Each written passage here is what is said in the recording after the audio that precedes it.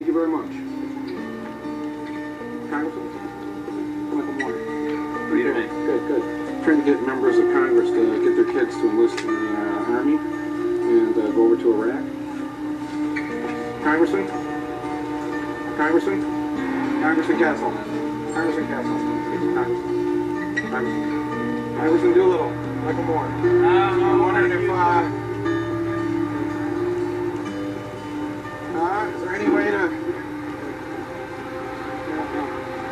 Of course, not a single member of Congress wanted to sacrifice their child for the war in Iraq. And who could blame them?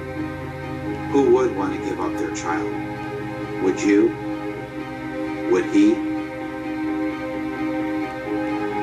I've always been amazed that the very people forced to live in the worst parts of town, go to the worst schools, and who have it the hardest, are always the first to step up to defend that very system.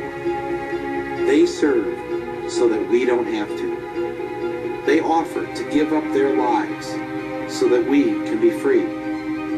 It is, remarkably, their gift to us. And all they ask for in return is that we never send them into harm's way unless it's absolutely necessary.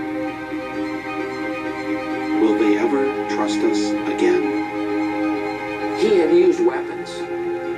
We know where they are. They're in the area around Tikrit and Baghdad and east, west, south, and north. There is a tie between Iraq and what happened on 9/11. The struggle can only end with their complete and permanent destruction.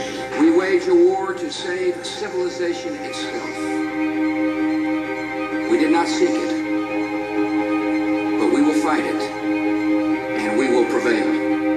George Orwell once wrote that it's not a matter of whether the war is not real or if it is. Victory is not possible. The war is not meant to be won. It is meant to be continuous. A hierarchical society is only possible on the basis of poverty and ignorance. This new version is the past, and no different past can ever have existed.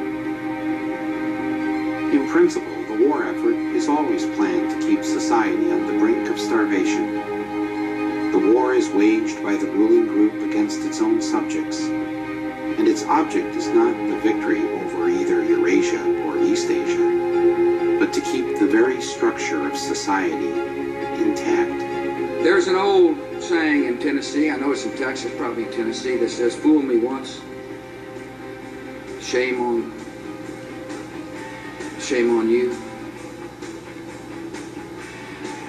If fool me, we can't get fooled again. For once, we agreed.